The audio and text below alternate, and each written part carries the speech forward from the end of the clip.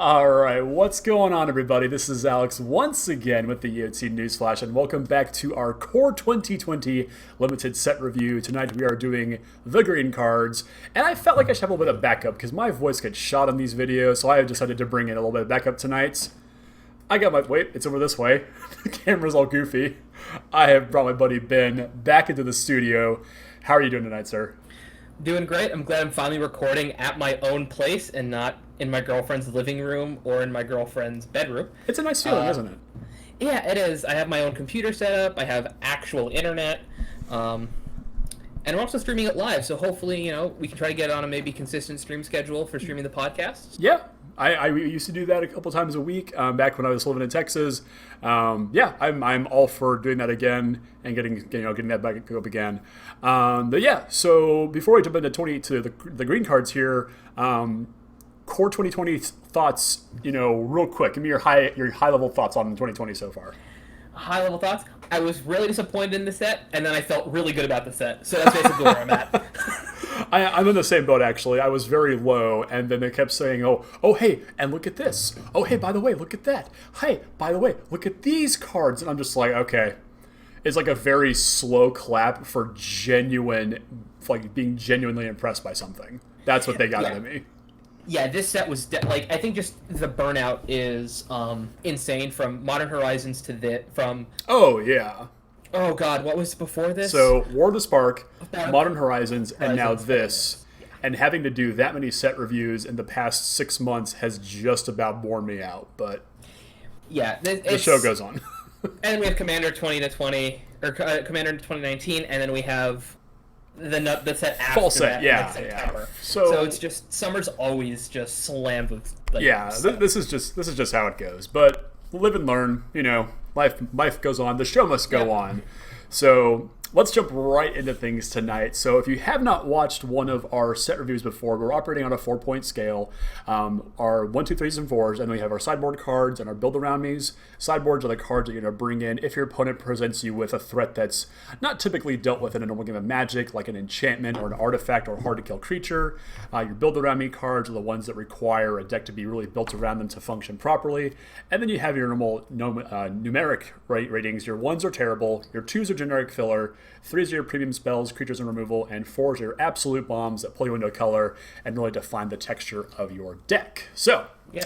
Ben, are you ready? I'm ready. Cool. Let's kick it off right now with Barkhide Troll. 2 green for a creature troll, uncommon 2/2 that enters the battlefield with a +1/+1 counter on it, and you can pay 1 to take a counter off of Barkhide Troll, and it gains hexproof until the end of turn. Thoughts? Bear with upside. If you're in green, you have enough green, it's playable, but I think it's a good card. I think it's pretty cool. Yeah, the only downside is that it takes, the trick is like super visible on it. It's so easy to walk into for your opponent or walk out of, essentially, and there's not enough ways to put counters back on it. So I give it a 2.25.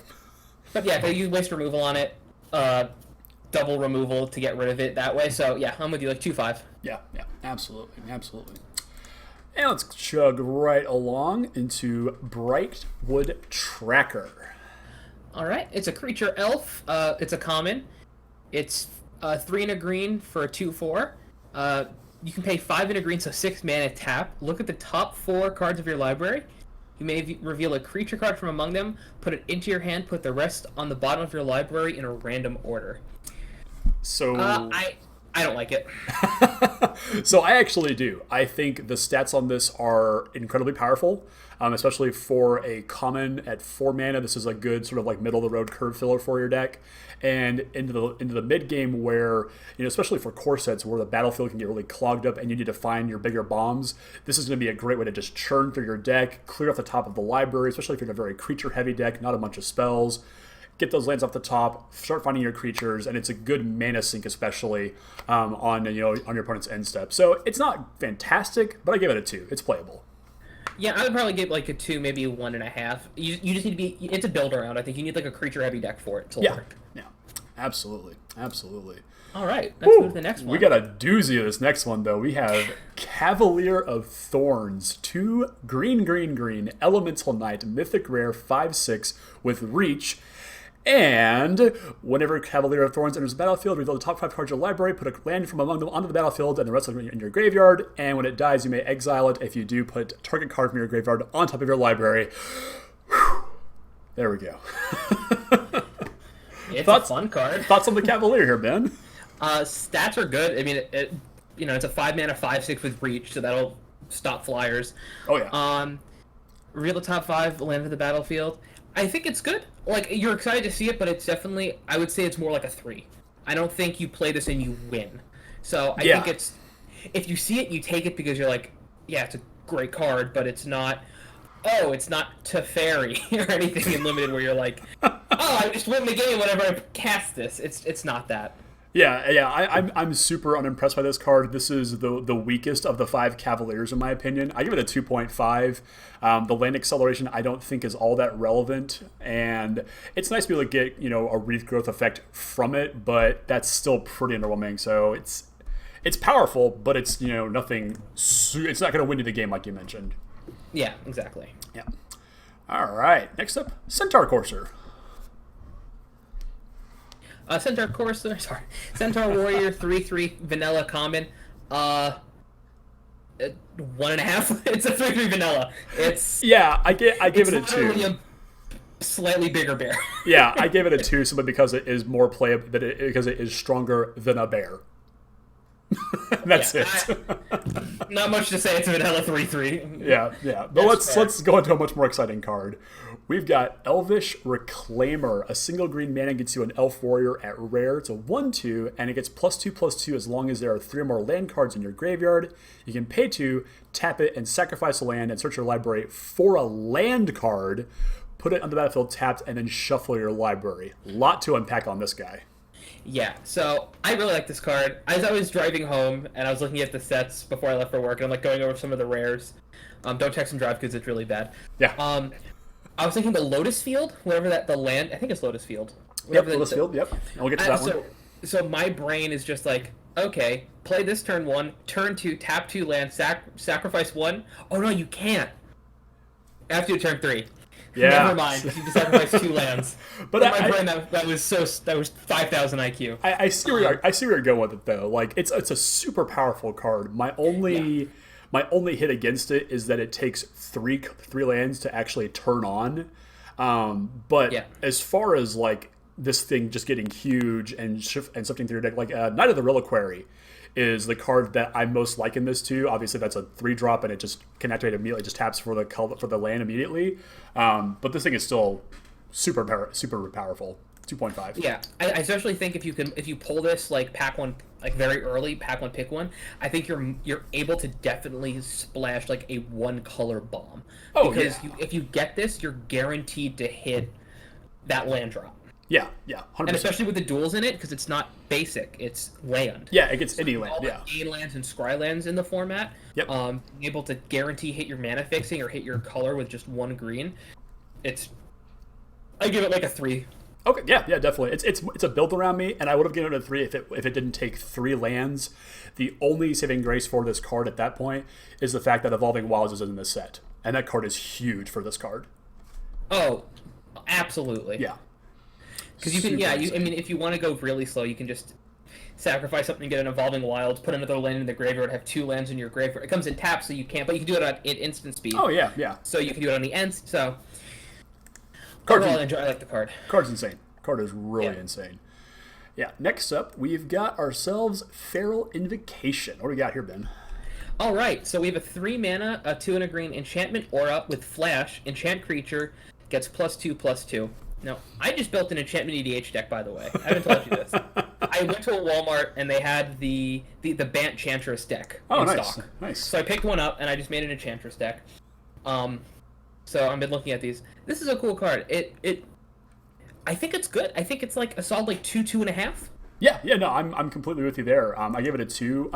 So I don't know if you played back in Theros or Ben, but this was like one of the premier spells in that deck, or in that set, and that was because it was an enchantment based block. Yeah. And so this thing triggered all of the constellation abilities, but this card was scary to play against because it was so like out of nowhere a lot of times. So I'm with you. I give it a solid 2. Very powerful stuff here. The only detractor is that you're dealing with a core set where a lot of the balloon removal is bounce and tap effects. And that's the only drawback on enchantment-based pump spells like this. Yeah, but because it has flash, I'm thinking it is more of a combat trick than an enchantment. Use it as a combat trick, and if they bounce it, you're like, it sucks. But it's a pump spell. Yeah, 100%. In all essentiality. All right, we have a cute card next. I love this card. This is Ferocious Pup, 2 and a green for a wolf common 0/1, and when there's a battlefield, you make a 2/2 green wolf creature token. I give it like a 1.5. Whoa! I don't think it's that good. I think when you're getting a 2/3 for 3 over 2 bodies and one's a 0/1 in token decks. I think it's fine. But if I'm playing mono green or not mono green, oh my god, if I'm playing a green deck, there are plenty of other 3-drops I'd rather have than this. Oh yeah, fair, totally fair. Yes. But there is a uncommon that's actually, it's the last green card we'll get to that cares about tokens entering the battlefield, and the fact that this makes the 2/2 green wolf and not like the other way around is actually super relevant. So I'll pay 3 mana and get 2 bodies, and one's a chump blocker all day long. I think this card is much more powerful than you're giving credit for. I give it a solid 2. Very playable. I mean, if you play it, you're happy. I mean, I think it's just better in token decks. Like, I don't think it goes into just like, oh, I have green, I just play it. And that's just me, though. That's fair. Now, how about this next one here? Ooh, I like this. The EDH player in me is loving this. Gargor's Vicious Watcher. Legendary Hydra. He's a 3 green, so 6 mana. Vigilance. 8/7, by the way. I gotta get a system down for this. Hydra spells. Top to bottom. Vigilance, Hydra spells cost 4 generic mana less to cast, and whenever a creature you control becomes a target of a spell, Gargorus, the Vicious Watcher, whatever, fights up to 1 target creature you don't control. So this card is actually insane. The fact that Gift of Paradise exists in this set is a huge boon for it. So all the colors have this triple color rare. It's 3 and 3 of its color identity. And Gift of Paradise makes this thing huge. We'll get to an elf that ramps for 2 green if you have enough creatures in play. So Gargos here is actually quite castable, unlike the other ones are. The Vigilance is huge. The Hydra thing is not relevant because there's only one other Hydra in this set. But against removal heavy decks, Gargos will absolutely destroy a battlefield single-handedly. So I gave Gargos a 2.75 with the only knock against it being that 3 green in the casting cost. Insane. I'm actually going to give it a 3. I'm going to go up just a little bit above you, just because I think in looking at the green cards we've seen so far, I don't think the triple green in Limited is going to be that... I don't think it's going to be that hard to get to. Oh, sure, especially with Gift being a common. Yeah. And we have Mana Dorks, and we have the guy we just talked about before, the elf guy. So I think there are plenty of ways to just get him out and curve out on turn 6. You should hopefully have 3 or some dual lands or an Evolving Wilds. Like, I think it should be fine. Okay, yeah. 3. And incidentally, our next card is Gift of Paradise. 2 and a green. Card. Yeah, 2 and a green enchantment aura at common. Enchants a land, and as it enters the battlefield, you gain 3 life, and the enchanted land has tap to add 2 mana of any one color. What do you like about this one? We've seen it before. It's great. If you see it, grab 1. If you see 2, maybe grab 2. Yeah. I just think it's a good card. Getting 3 life, 6 life, incidentally, and then also ramping, so you can ramp into a 6-drop, right? Because it comes out on turn 3, so turn 4 or 5-drop. So it's a 5-drop on turn 4. 5-drop, 1 more. Yeah. But so you can ramp into a 5-drop on turn 4. It's a good card. It's 2 mana of 1 color, so you can be a little bit more greedy if you have enough of these with your splashes. If you want to splash a double pip card, you can run 1 basic of it, like an Evolving Wilds if you have one, and then like a gift, and you're like, yeah, I think it's just good. Yeah, and this is a really interesting card to talk about here for a little bit longer, actually, Ben. So with the texture of this set, obviously it's a core set, so there aren't as many gold cards as we saw in, let's say, War of the Spark, which a card like this would have just been insane, which I forget the name of the card version of this in War of the Spark, but you had Centaur Nurturer, who were like multicolor, not Leyline Prowler, but the enchantment that put a +1/+1 counter on a creature when it came to play. Oh god, I know what you're talking about. Yeah, but you know what I'm talking about. So like in War of the Spark, you could easily draft a 3-4-5 color deck. Knowing the texture of this set, would you say that Gift of Paradise is an avenue into drafting a 3-4-5 color deck in this core set? Just Gift alone, yes, but you have to be careful because you're not going to be able to jam every good color card. But I feel if you have enough 5, 6, 7 drops, if you're, I'm saying that like if basically your low end is all your color and then your top end is all different colors, and you have 2 or 3 gifts, if you get that lucky, I feel you could definitely go like 3, 4 colors. Okay. You do have the new Golem, the artifact guy. Yeah. Who also. Forgetting it's all of a sudden. We'll get to it. Yeah, and also if you want to be a troll, you can put this on Evolving Wilds. Okay, all right, that's enough of that. We're moving on to the next card. We have Greenwood Sentinel, 1 and a green for a 2/2 Elf Scout common that has Vigilance. This card, it's good. I mean, what set was it again? It was literally. This is the first time I've ever seen this card. Really? Yeah, No, this was in. Hold on. I mean, there's probably a version of this, but I don't think this card exactly exists. Core 19. It was in Core 19. Was it really? Oh, yes. Wow. Okay. It's good. It's fine. Yeah. It's a bear with upside. It's like I'd give it like a 1.5 too. Like you see it, you're like put it in. Yeah. Move on. That's where I put it as well. Yeah, bear with upside. Yep. I like this next card. It's interesting. Yeah, Growth Cycle here. Let's see. Yeah, tell us about Growth Cycle here, Ben. All right, so it's a 2-mana instant, 1 and a green common. Target creature gets +3/+3 until end of turn. It gets an additional +2/+2 until end of turn for each card named Growth Cycle in your graveyard. Yeah, so this is the green version of this card cares about other cards with the same name as this card. That's Gathering. That's the official term for these.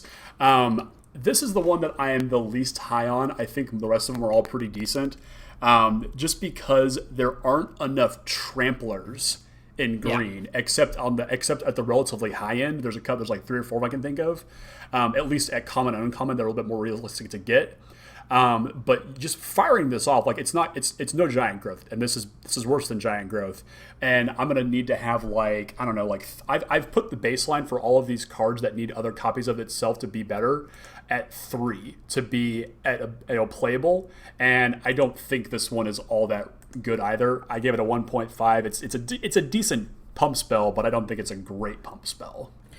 Yeah, so I with you, it's like a 1.5. But, and I might be living in Christmas land over here. If you're doing a token deck, and there's a board stall and you swing with the team and it's like, oh, it's 1 damage. Who cares?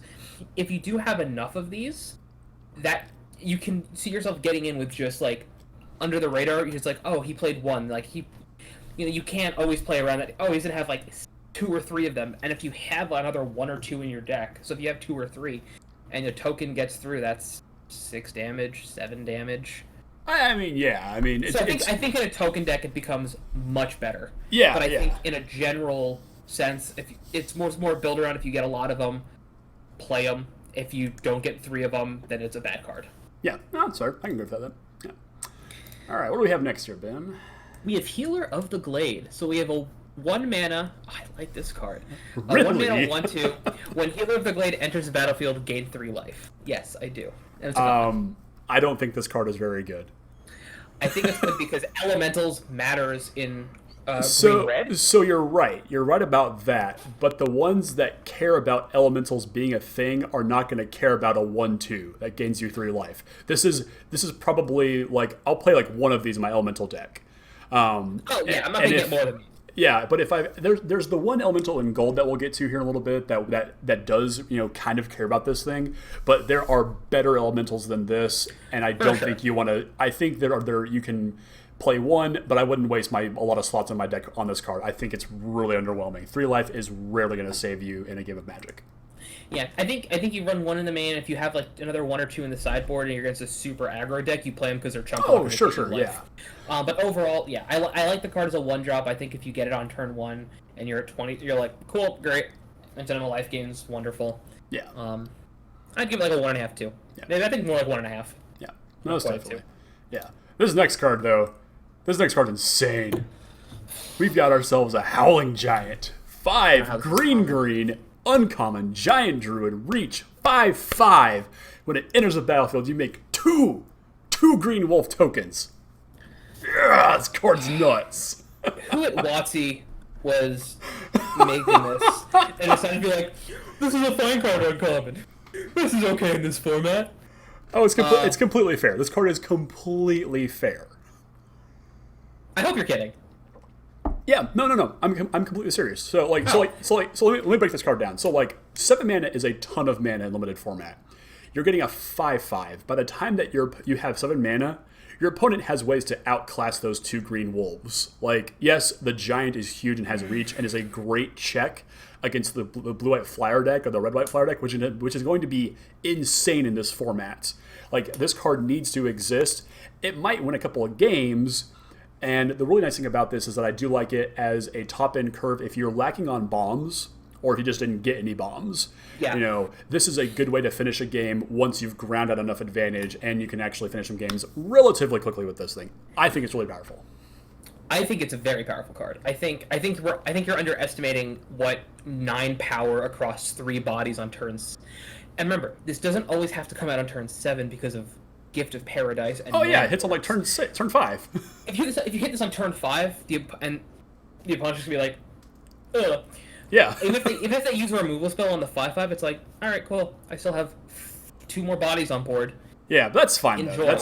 That's fine though. Like this card, I think I give it almost a 3. Yeah, I'm very much with you right there. I did a typo. I give it a 2.72 though. So maybe because the wolves are 2. 5 out of 7. I don't know. Yeah. All right, so this next card is Leafkin Druid. Mm-hmm. It's 1 and a green, elemental druid. Tap, add green. If you control 4 more creatures, add 2 green. 0/3 if I mentioned that. Yeah. So this card I think is actually it's not a great card, but it is a good card if you need to get to the top end.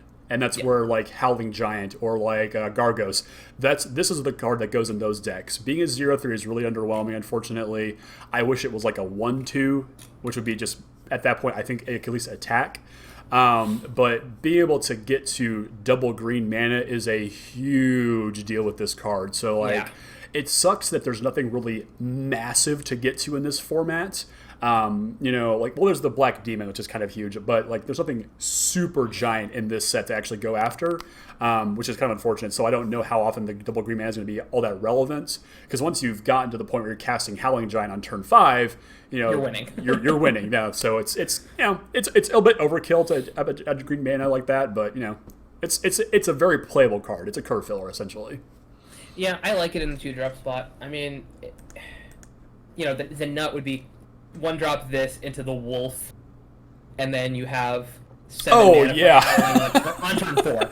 Like, that's like Christmas Dreamland. Yeah. So the top end of the card is good, but even like the lower end where you're like, especially since we have the London Mulligan coming into effect. Oh yeah, that's a very good point actually, yeah. We do have the London Mulligan, so this in a 2-lander is very keepable. Yeah. Especially 100%. With London Mulligan. Yeah. Especially with that. Like, if you have 7 cards and you have 2 lands in this, you're like, that's fine. Yeah. Even if I miss the 3rd land, I still technically have it with the creature. I mean, as long as it doesn't die. Yeah. And at that point, the 3 toughness comes in to be really powerful here because the common burn in this set doesn't kill this. Yeah, at least even there's the cheap common burn, I should say. And there's the black spell. It's a 1 mana instant uncommon. Yeah, disfigure. Yeah, it doesn't kill this either. -2/-2. Yeah. Doesn't kill it. And if they're wasting a murder on this, then you're just happy. I don't care. Unless you don't draw your 3rd mana source, and then you're really sad. Yeah, then you're sad, but if you do, who cares? Yeah, if I see that you miss your 3rd land drop, I'm gonna kill this thing on the spot. Yeah. I'm just gonna do it. All right, well, let's go to the next card. I'm sure we can talk for hours about this. Leyline of Abundance. 2 green. Enchantment rare. If Leyline of Abundance is in your opening hand, you may begin the game with on the battlefield. Whenever you tap a creature for mana, add an additional green, and you can pay 6 green and put a +1/+1 counter on each creature you control. Oh, I love this card so much. This card's terrible. What? Oh, no, I love this card. This card is horrible in this format. Oh, see, maybe we just have different ideas. I don't know. Maybe we just are different Magic players. All right, Maybe give me your 10-second pitch on Leyline of Abundance in this limited format. Dumb board states that get clogged up. This gets over that. Okay, counterpoint. 8 mana. If you're casting it for 4, we do have the London Mulligan. So if you wanted to be cheeky, you could definitely mull to 6 and just be like, all right, let's just see what happens. Yeah, but then, okay, so like, let's say you do that. So like, you London Mulligan it. Or you just have a crap mull and you just Okay, so let's say that you do Mulligan this because you want to find it. So you have like 6 cards. You're like, okay, keep this. Then I have 5 cards. Effectively, you've Mulliganed to 5 because it starts in play, and there's only one creature in this set that actually taps for mana. No, there's 2. There's 2? There's more. There's elementals, yeah. There's a red elemental that taps for an additional. There's a cat that you can only use elemental. Oh, yeah, those. Okay, yeah, so there's those. Okay, I'm thinking of just like the green ones then. Okay, my mistake. So yeah, there are those. There are others. Yeah, but but you still mulligan to 5 effectively, and you're telling me that if you're building your deck to board stall and activate this ability multiple times, you've done something horribly wrong deck building wise. You've messed up. For sure. Also, it's 12 mana, not 10 mana. I don't know if you said that. Well, yeah. So it's 4 to play and then 8 to activate. It's a ton of mana. It is a absurd amount of mana. Like in EDH, go for it. Go crazy with this. This is going in I think Mikia. In Modern, go absolutely nuts in your Elves deck, but this is not playable limited, I don't think. I gave it a flat 0. I would give it like a 1.5, I think. Maybe I just like Leylines a lot, That's and I'm generous. a little biased. I'm into this conversation. I'm going to talk about a new card now. Let's talk about Loaming Shaman. Read us off here, man. Thank you. Loaming Shaman. It's been a long day. It's 2 and a green, so 3 mana creature shaman. It's an uncommon. It's a 3/2. I need my eyes checked. When Loaming Shaman enters the battlefield, target player shuffles any number of target cards from their graveyard into their library. This card is absurd in limited. Like, I will hold this and let the dust settle 50 times over, multiple combats, waste all my removal spells, and then play this and watch my opponent weep as I shuffle my entire graveyard back to my library and say, would you like to do that all again? So remember when I said, hey, if there's a board stall? Yeah, so this helps with that because you just swing your team out, and if you kill them and they can't kill you on the crackback, you're like, cool. Granted, you do need to draw those cards again, which is not an easy feat in this format. Yes, but it's still a pretty damn powerful card. Like the value is huge here. I give this a solid 2.25. Very, very powerful card. I'm gonna give it like a 2.5. Yeah. I think it's just solid. Yeah. All right. And then there's this next one, Mammoth Spider, 4 and a green spider, 3/5 with reach. Ugh. Spiders are great. Keep playing all of them. Unequivocally, this card, exactly what I gave it, especially because blue-white flyers in this format is nuts, and this spider checks them all. Also, spider checks everything. Spiders are great. Play all of them all the time. Yeah, 100%. I think I had 3 in one draft, and I was very happy. yeah, you would be. All right, Might of the Masses. What do we got? Might of the Masses. This is a neat card. It's a green for an instant, uncommon. Target creature gets +1/+1 until end of turn for each creature you control. It is a pseudo Craterhoof Behemoth. It's way worse, but what? It reminds me of Craterhoof. Because doesn't Craterhoof give? It gives all creatures +1/+1 for all creatures. Yeah, right? And it's yeah. I understand that, but I think this in a tokens deck in sealed or in limited. Yeah, in general, that's what you need this thing to do is go very, very wide, and you unfortunately do need a target that will get through and do a absurd amount of damage for this to actually work. Because if you're speaking with a token deck, most likely that's your one Alpha Strike, and unfortunately there is a much better card than this for this token deck that we'll get to in just a minute. But I think, if you have it, you play it, and even if it only gives a creature 3 or 4, and if the board gets super cloggy and you're able to combat Trick Some Light, if you have any lifelink or anything. Oh yeah. I feel this card. I would put this at a 2. Yeah. I give it a 2 for a build around me, and I think you're right. It needs to be able to at least generate 3 or 4 additional power for sure. Yeah. Because Giant Growth is what? Is it Giant Growth 1 for 3/3? Yeah. Yeah, so it needs to be at least giant growth. Yeah, For this to be reasonable. 100%. So you need 3 creatures. Yep. And then we've got Natural End. This destroys an artifact or enchantment and you gain 3 life. Sideboard card. Moving on. Great, next card. Netcaster Spider. Alright, so this is a 3 mana, it's a spider. Listen, man, spiders are the best. Alright, spider tribal, here we come. Yeah, it's a It's a 2/3 with reach. Whenever the Netcaster Spider blocks a creature with flying, Netcaster Spider gets +2/+0 until the end of turn. Card's nuts. Check yeah, check all the flyers. Like, this kills all but the rare flyers on just, like, pound for pound, stat for stat. On blocking, no tricks. This kills every flyer in the set, except the rare ones. This is what it's a 3 mana 4/3 with reach, essentially, Yeah. if you have a flyer deck. Card is bonkers. If you don't have flyers, it's still good. I think against flyers, it's like a 3. If they have no flyers, then it's like a 2. Yeah. 100%. All Right, next card. I like this card too. What do we got next here, Ben? What do we got? We got Night Pack Ambusher. So it's 2 green for a 4/4 rare wolf with flash. Other wolves and werewolves you control get +1/+1.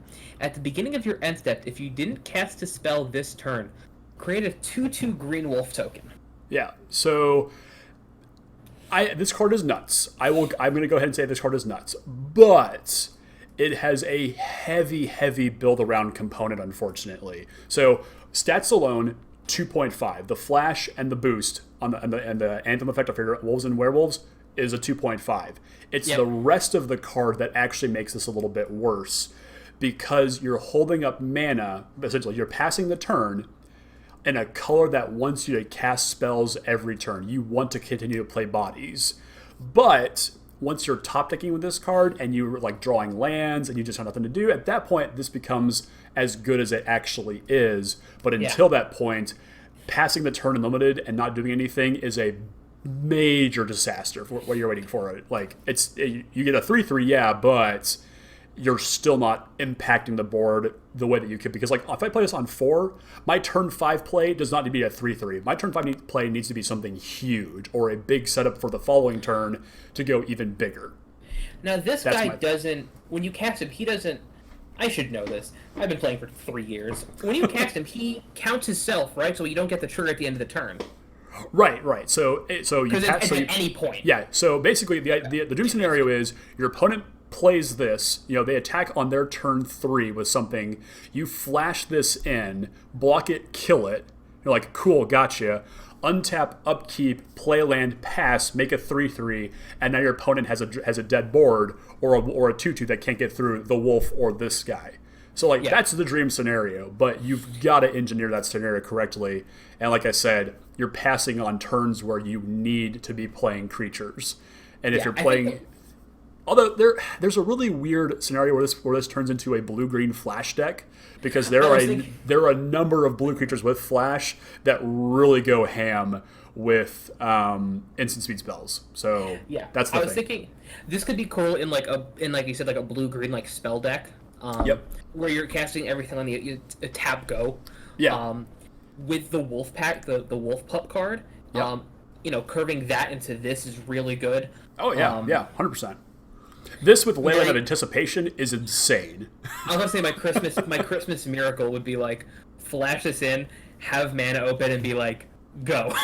Yeah, Leyland of Anticipation, the blue one. Like, if you have that and then Night Pack Ambusher in your deck, you're gonna have a good time. Like, I read LSV set review on Channel Fireball today, and he said that Leyland of Anticipation is unplayable. I think he's wrong, but he's a Pro Tour Hall of Famer, and I'm a scrub from Fort Myers, Florida, so... It might be super playable at our locals because we have played. Oh, yeah. It's expect the unexpected, and you'll always win.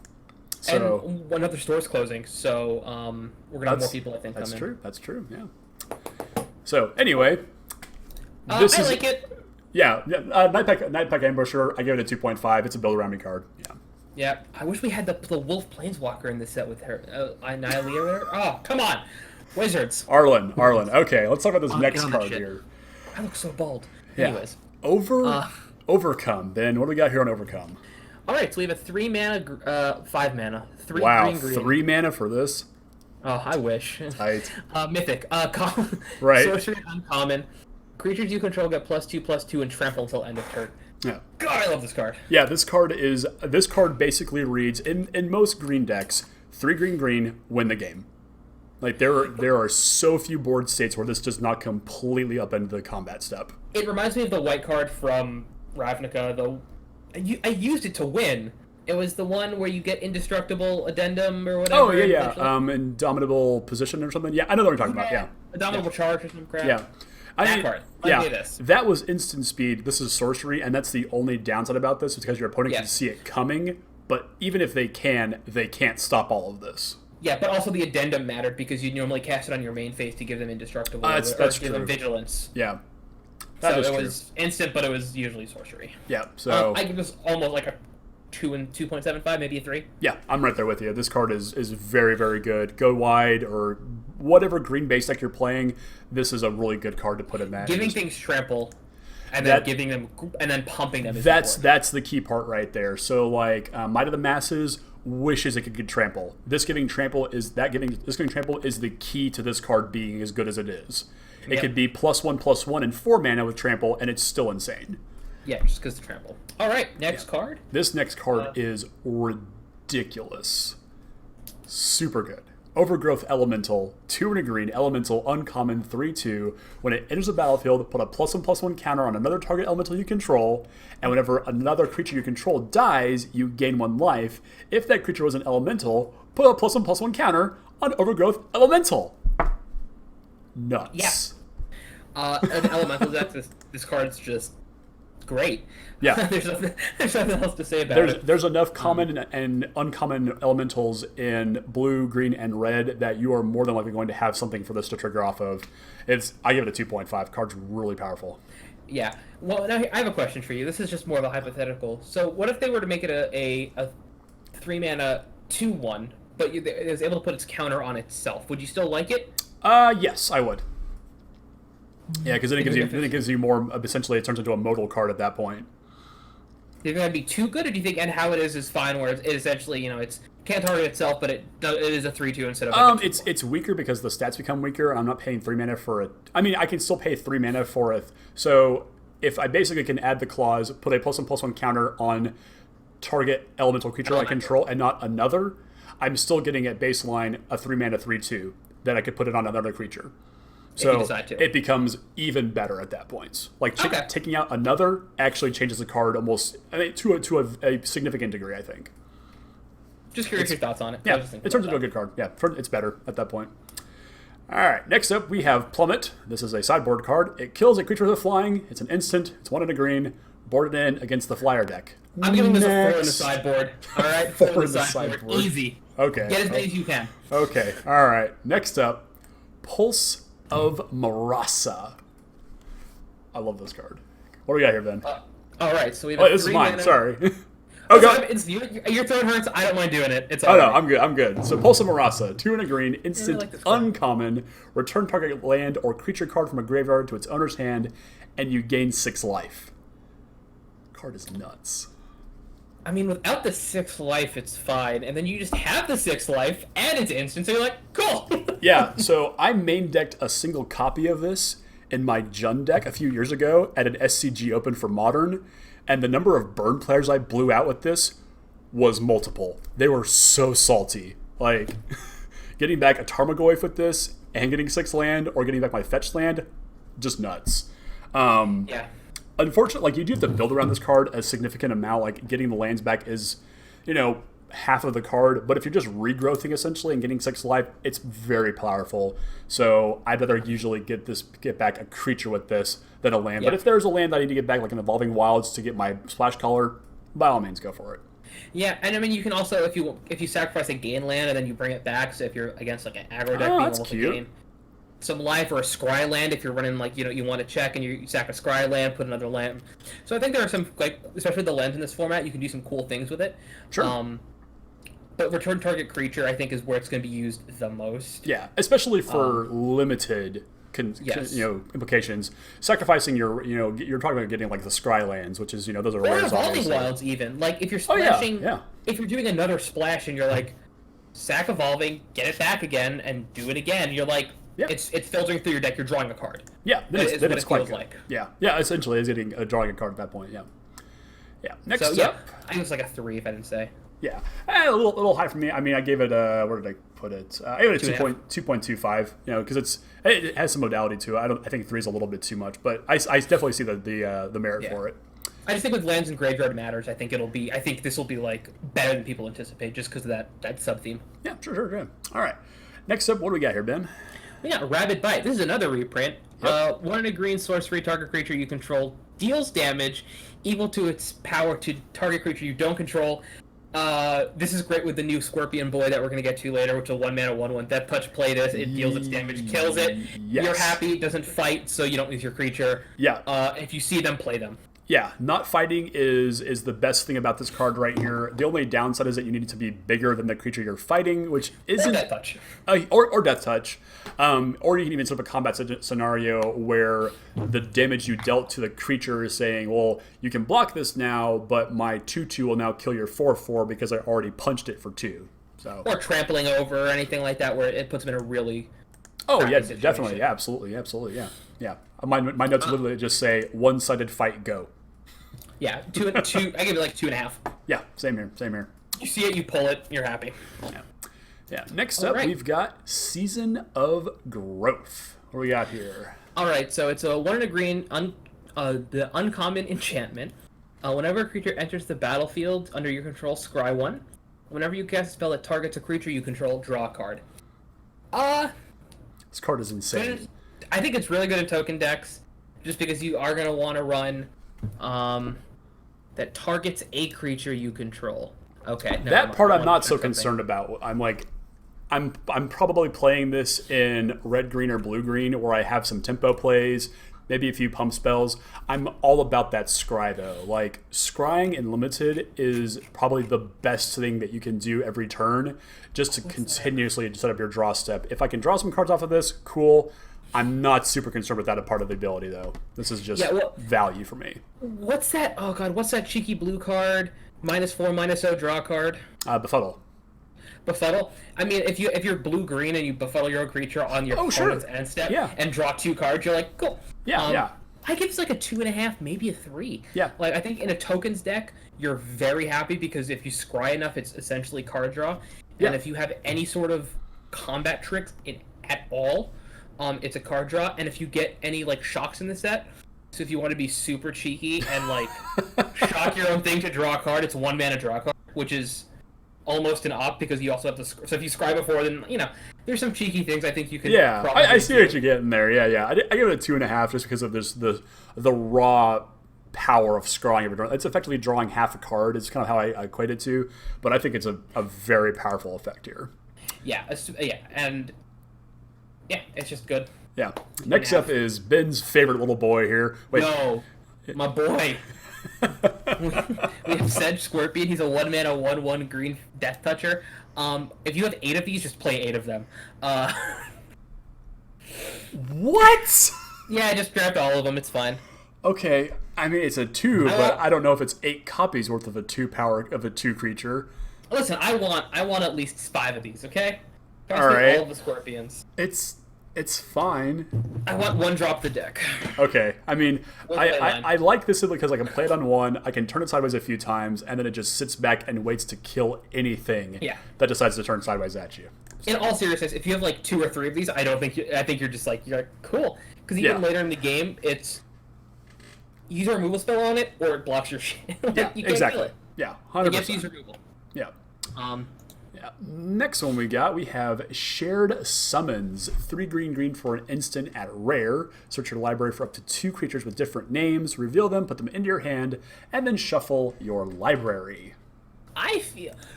So this is when, first off, this feels like an EDH card to me. Oh, absolutely, yeah. Or like an Oathbreaker card. Anyways, we're not talking about those 2 formats right now. No, we're not. In Sealed, I think this is really cool if you do a splash, because you can hit the 1 or 2 creatures that you splashed for if you want them or you need them. I think it's a big toolbox card. If you're late game and you're at 5 and they have a big creature on board that you can't kill, it's like, oh look, my little Death Touch Scorpion boy, or oh hey look, like all piranhas roads are- lead back to said The scorpion. scorpion. Apparently, It's true. that's fine. That's fine. But I think this is a really good toolbox card to get the exact answer that you need in that moment. Sure. Yeah, I get it. Hold up, and also with the wolf, leaving 5 mana up for something like this, if you're in a situation where you can, to cast it on the opponent's end step. I mean, Yeah. that's of course getting 2 rares, and that's like, Yeah, you're asking for a lot to go right here, but I agree. I agree with everything you're saying, though. I think you're definitely right. I think it's just if you're ahead on the board, you get 2 bombs. If you're behind, you get 2 things to stall.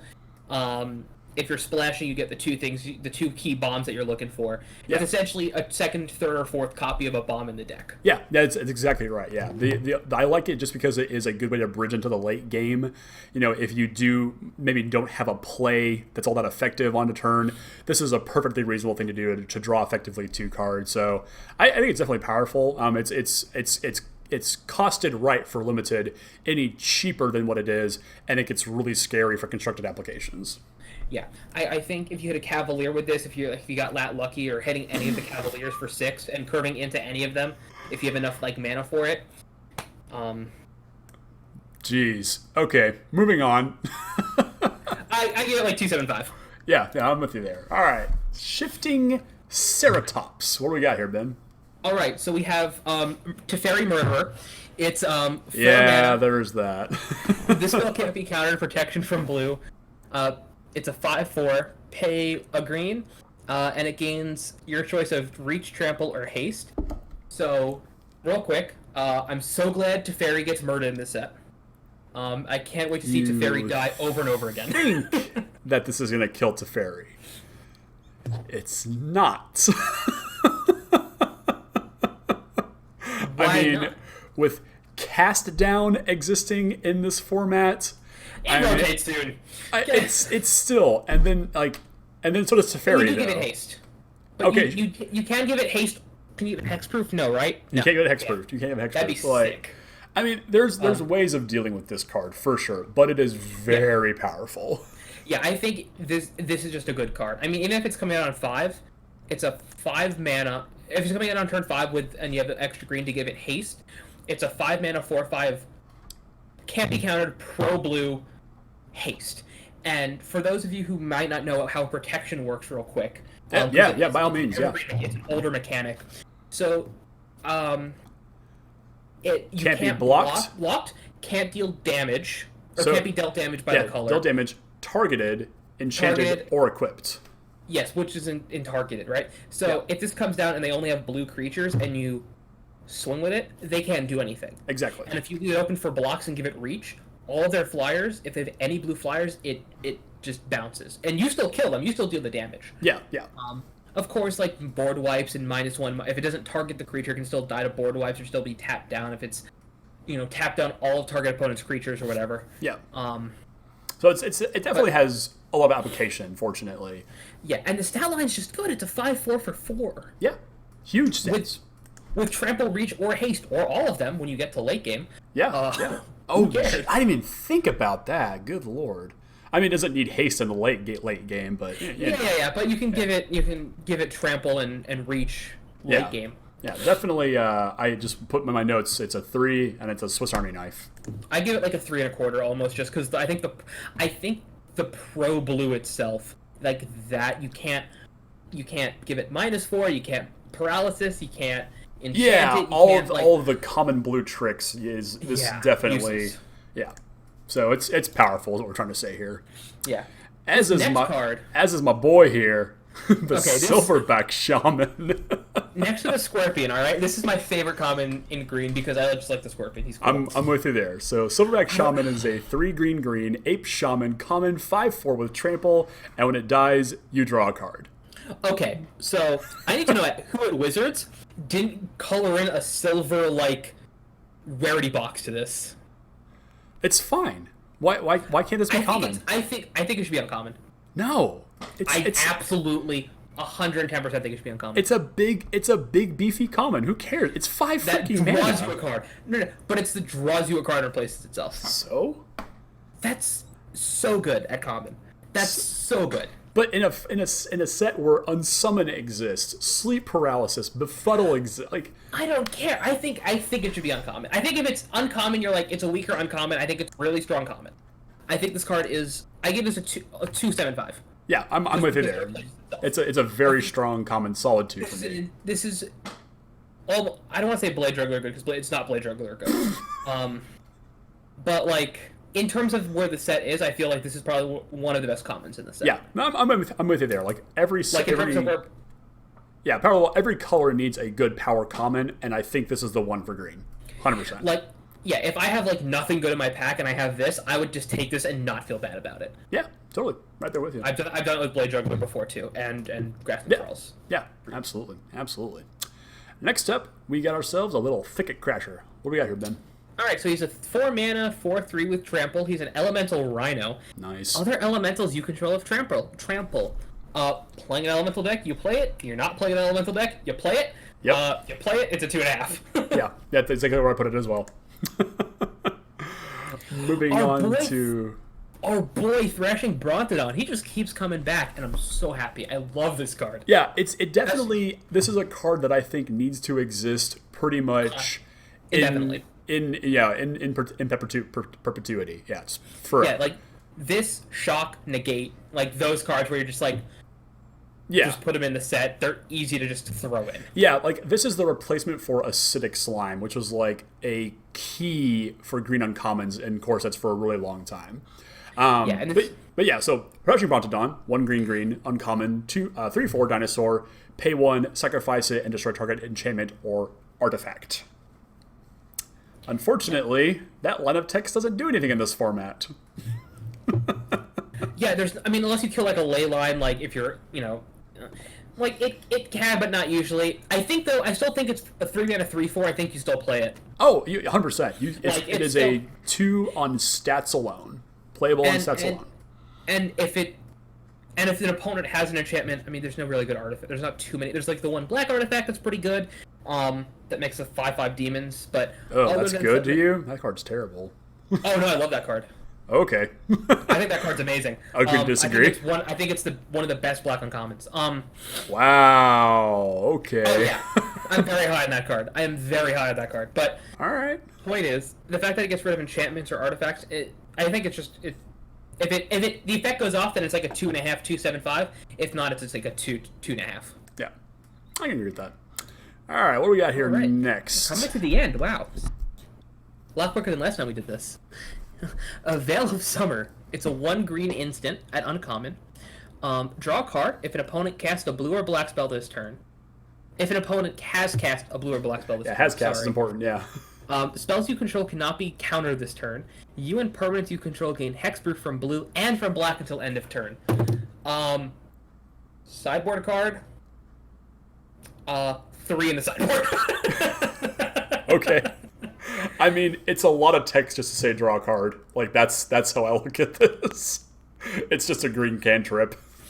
I look at this in if there's any like black control decks or blue white flyers that have a lot of counters, or you want to make sure to play a bomb very careful. Like I want this bomb to come out and I need it to stick, and I can't have people interrupting, like dealing with it, and they're holding up 4 mana for Bone to Ash or whatever. Yeah, that's a good point. Yeah. It's you have this answer to get. And is it? Yeah, it can't be countered. Spells can't be countered. So any spell that you control. So if you wanted to play a bomb turn, or you have a combat trick and you don't want it to be interrupted, you're paying its 1 mana extra. Yeah. To make sure it doesn't get countered, and maybe draw a card. Yeah, exactly. Yeah, and then you have to play this in response to their counterspell and all that. But it's a cool sideboard tech card. But to me, it just says draw a card and not much else. Yeah, I don't know if you would main it. I guess depending on how, unless you know what someone drafted, or like what someone like unless you know that blue was not open and you saw 1 blue card, you're like. Yeah, even then, I still probably wouldn't main deck this, unfortunately. Yeah. This next card, however. Vivian Arcbow Ranger. Okay. Your girl's back. Can they go back to the static ability on Planeswalkers on Mythics? I love that. No. They did it for one time and it's over and I miss it. I mean, it's fine. They did it what they needed to do for that set, but we're going back to status quo, and I think it's fine because Vivian Arcbow Ranger is absurd. She is one green. So Cavalier mana costs, unfortunately. A lot of triple pips this set. Yeah, 100%. A lot of triple pips. Mythic Rare, 4-starting loyalty. You can +1 her to distribute 2 +1/+1 counters among up to 2 target creatures. They gain trample till the end of turn. -3, target creature you control deals damage equal to its power to target creature or planeswalker. And 5, you may choose a creature card you own from outside the game, reveal it, and put it into your hand. So, before we get on anything, just because I don't know how many new people will watch this, the ultimate, the -5, so when it's saying outside of the game, you can't bring in Tarmogoyf, okay? It has to be in your sideboard. Your sideboard is what it means from outside of the game. You can't go to the shop and be like, hey, can I borrow that Ulamog real quick? Thanks. Yeah, that's where my mind went. I'm like, Tarmogoyf? That's the best you can do right now, Ben? I was in green, you're a Modern player, hush. Tarmogoyf isn't even good at Modern right now. Now we're talking about. Yeah, so... I don't think you can build around the old, just assume you're never going to hit it. Oh, you don't worry about it. You don't worry about that at all. So, if you do, and you have a bomb rare that was just sitting that you just pulled to rare draft, you're happy, but you don't think about that. The +1 giving up to 2 target creatures +1/+1, and they gain trample. Yeah. So, so you can put them both on one creature as well. But you can target 2 creatures and give each of them trample, but just only put the counters on one. No? Distribute up to 2 target creatures. Distribute 2 1/1 counters up to 2 target creatures. So it's the creatures that are targeted with the +1/+1 counters that gain trample. So that's the trick. Okay. There. Yeah. So you have to put the counter. Okay. I was like, well, maybe you can be cheeky. Yeah, and unfortunately, can't do that. Yeah. And it's counters. It's not get +1/+1 and trample. It's, this is here are counters. Yeah, this is, I think, the only way other than Leyline to actually put counters on creatures, if I'm not mistaken. At least the Elemental too. Yeah, the Elemental, yeah. So the Elemental has stuff like that, but this is not Elemental decks. Yeah, exactly, yeah. But raw power, I think Vivian is probably I don't want to say the best planes. I said that she was best raw power looker in the set, but the more I read her, I she's just good. She's not insane. I think she's a 3.5. Oh yeah. I think. And let me know how you felt, because you played a lot more War of the Spark than I have in terms of draft. I just didn't enjoy the set as much as I thought. That's unfortunate. I threw out a draft when you weren't there, and then I'm just like, all right, that was fun. Move on. That's fair. Johnny, for example, when you and I did a review, I think he was definitely a win more card a lot of the time. Okay. And you think this is the same for Vivian? I think this is the same thing, where it's the fact that it's -3 is good. Yeah. Johnny's was +1 gain life. You're like, I don't care. Yeah. The fact that this comes down and can minus itself and immediately deal damage and have a target creature kill something as a removal spell. Yep. It's essentially gain at... I look at it as gain 4 life, or gain 2 life, target creature deals damage. Okay, sure. Because it has 1 loyalty, you need to assume at least 2 damage to it, because if you're going to block one of them. Okay. So it's pseudo life gain, and then it's removal.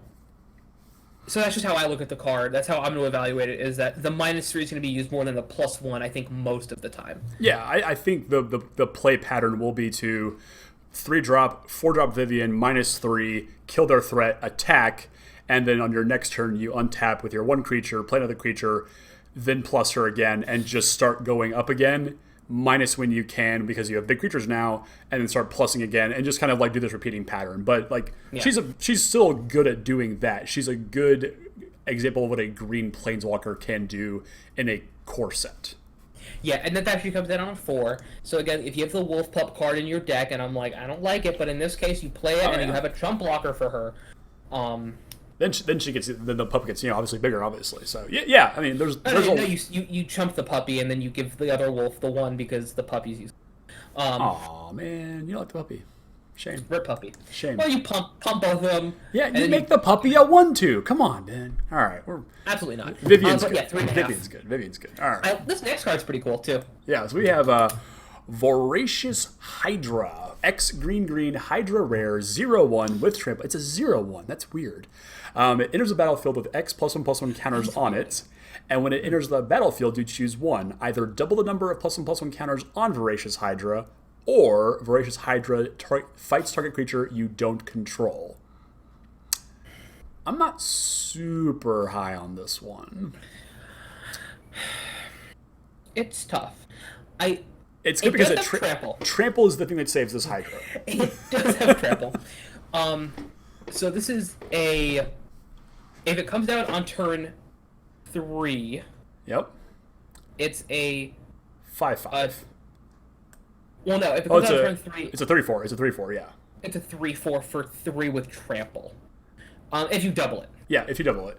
That's where this thing gets awkward, because it needs to be done at a point in the game where either A, the doubling of the counters plus the trample is game over in one shot, or it's in the mid game where the counters are such that it can kill. Like, you're spending a bare minimum of 6 mana on this, unfortunately, I think, before it actually becomes playable.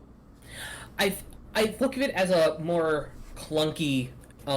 Super clunky is a very good word for it. Yeah.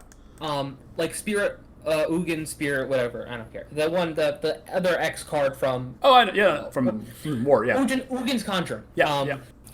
So I think this reminds me of a more clunky version of that, where if you have nothing on board and the opponent's starting to develop a board and you play this, and you're like, okay, it has to come down on turn 3.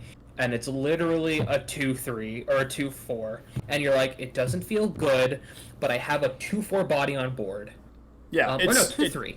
It comes out as a 2/3. Yeah, 2/3. Yeah, 2/3. And you're like, okay, it's a 2/3 for 3 with trample. You're like, you're not thrilled about it. Yeah. But if you need a body that immediately, you're losing that game, I think. Yeah, but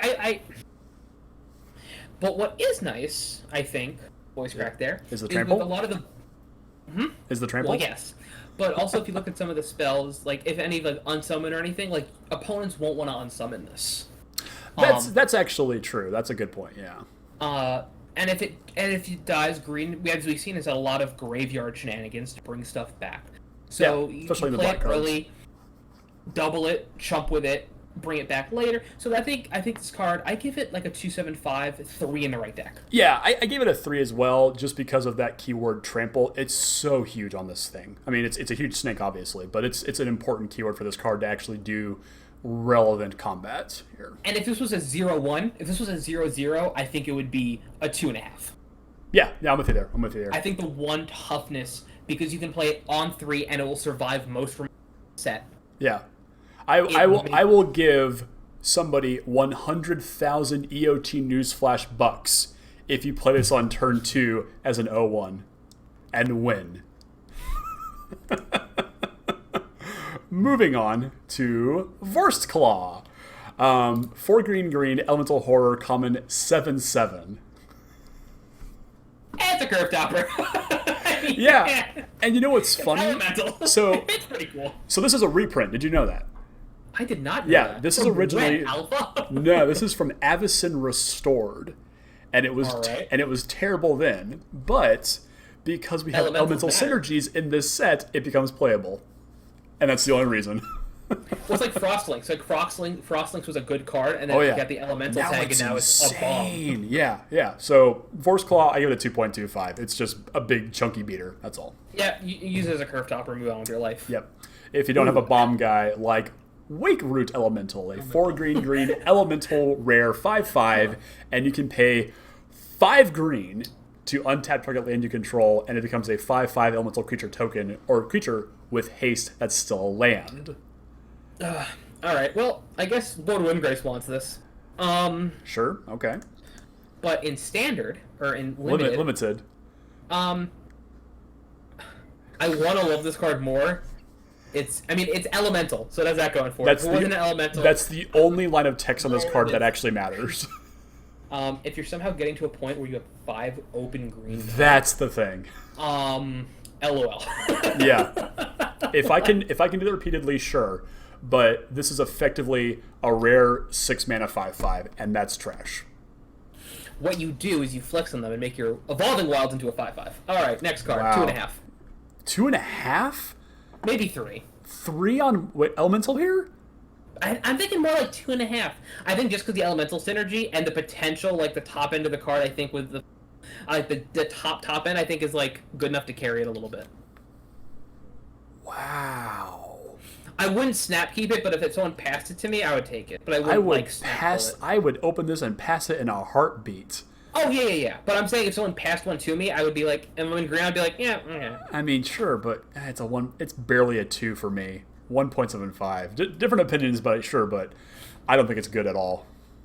We'll see. I mean, there's always those cards that are super divisive. That's just like, either it's like one of us will think it's a bomb, and the other one's like it's trash, and it's like the opposite, and we're like, oh no. Yeah, that's fair. That's fair. So we'll see how the format is. Yeah, for sure. Next up, we've got Wolfkin Bond, another reprint. 4 and a green for a common enchantment aura. When it enchants a creature, it creates a 2/2 green wolf creature token, and the enchanted creature gets +2/+2. I like this card. I think it's a pretty good common. Yeah, I give it like a 2.5. Yeah. Wait, 3.5? Two. Oh, 2.5. I was like, wow. Okay, yeah, I give it a 2. I just think it's a little bit overcosted for what it's doing, but it is, I think, a very powerful effect just for a good middle of the road filler in your green decks. Yep. I mean, if you pull it, you get an extra body, which is nice. Yeah. Enchantments are always an issue just because of unsummon, but at least if it does get removed from a creature, you're not. You still have the wolf left over. Completely stopped. Yeah. Next up, we've got our green artifact of the set, Wolf Rider's Saddle. 3 and a green artifact equipment. It's uncommon.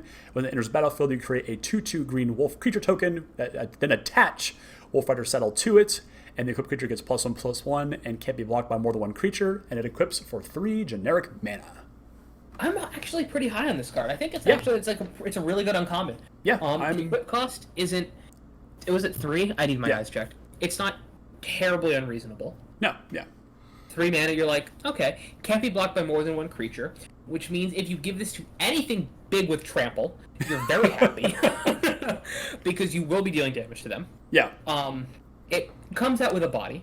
Yep. So it's essentially a 4 mana 3/3. Yep. Can't be blocked by more than one creature. Yeah. And I think as soon as you start turning this sideways and having any pump effects that are pricing them into blocking, then it becomes a very real threat. I think this card's actually quite powerful. I give it a 2.25. 2.25? Yeah. I don't like equipment all that much in limited, and even though it has a good effect on it, I still don't think it's a good equipment. I always have that stigma for equipment in limited, always, no matter what. I think it's 2.5 just because it's better than living weapon, because you can unequip it from the wolf and the wolf's still alive. Oh, that's fair. That's real fair. So, I mean, a living weapon comes down, you're like, it's a 0/0 germ, you're like, crap. But with this, at least if you don't want it on the wolf, yeah, you can do something else with it. And you're still getting a wolf. So yeah. that's why I'm going to give it like a 2.5. All right, yeah, I can get to there. And our last green card here, and one of my favorite uncommons in this set, is Woodland Champion. 1 and a green Elf Scout uncommon 2/2. Whenever one or more tokens enter the battlefield under your control, put that many +1/+1 counters on Woodland Champion. Watsy, get your head out of your butts. What? This card is fine. This card's good. I like this card. The card is insane. Whenever one or more, put that many +1/+1. So if your turn is literally this on 2, hold up mana on 3, and cast Raise Alarm as they attack, and you have a 4 for all of a sudden, your opponent looks like an idiot. This is so good in my this card is insane. This, especially for an uncommon. Like, if this was a 1/1 for 2 at uncommon, I'd be like, all right, that makes sense. Yeah, but But the fact that it's a 2/2, so one token comes in and it dodges a lot of removal. Yeah. And I think if you do some cheeky stuff where you unsummon your own creatures to make more tokens at ET tokens. Oh, sure, yeah. Or if you have even the if you get really lucky, and this is an uncommon though, so you need the mythic, the Sultai mythic, the Panharmonicon guy. Oh yeah. This double triggers the tokens. It's a double growth. It's a doubling season. What it is. Yeah. No, I'm definitely with you there. I gave this a 2.25, just because a lot of the good token makers exist at the uncommon level and higher, and so there's a bit of a build around me element. But if the deck does come together, it's quite powerful. 2.25, 2.5. But let's also just real quick. Let's not forget. What card is it? I thought it was in this set. Which one? Is it not? Oh, here it is. Raise the Alarm is in this set. Yeah, that's the one that I made. That's the one with the obvious synergy with this one, and that's a very good card to go with this. And that's an uncommon and a common, so it's not like I'm never gonna see them. It's like, yeah, Raise the Alarm is the best thing to go with this, but you've still got to be. But yeah, and but it's probably the best option to go with it. But the rest of the token makers are uncommon and higher. So like you have one good option outside of its own colors, but it's still quite powerful here. Yeah, this card is, I think I almost want to put it like 2.75. Oh yeah. In the right deck, this card is insane. I think it's a 3 in like the right deck. Yeah, 100%. I think this will just win you games in the right deck. Yeah. I mean, the only downside is that it can just easily be blocked. Unsummon is a very real thing against this card, unfortunately. Yeah. So that's the only reason I gave it a little bit of a ding, but it's not enough to make me not want to play this card. It's very, very powerful. Yeah, this, I mean, in color, just looking at here, you have 1, 2, yeah, so you've got 1, Pup. 2, 3. I'm looking at not rares or above. 3, 4. Yeah. There's a couple. There's a few is what we're trying to get at here. Yeah, there's 4 in your color that are uncommon or lower. Yeah. You have the wolf. You have the giant. Yep. You have the equipment. Yep. And then you have what was the other one? Oh, and then you have the aura. Yeah, the aura is the other one. So there's good options already. So all of those are common, but the equipment, which is uncommon. Yeah. And then like if you can combo this with Night Pack Ambusher, you just live the dream. Yeah. So very good cards. What we're trying to say here. So that is our last green card, everybody. So we're going over to gold. Yep. Well, we're gonna cut the video here. We're gonna jump into the next video so we don't have people watching for 2 straight hours. So we'll be back very, very quickly here. If you're just watching this in sequence on YouTube with more cards, we're going straight into the gold, the artifacts, and the lands. Obviously, the pre-release is just days away, so I do hope that you've gotten some value out of this review here. Definitely let us know down in the comments, though. Have we gotten a card completely wrong? Are we super high on something that just sucks? Let's get that dialogue going there, and we'll definitely figure out how the format's going to shake out in the coming weeks. But thanks so much for watching. Big thanks to Ben. We'll be back here very quickly for you guys watching in real time on Twitch and on YouTube. Just click the next button, and we'll be right back. So thanks for watching.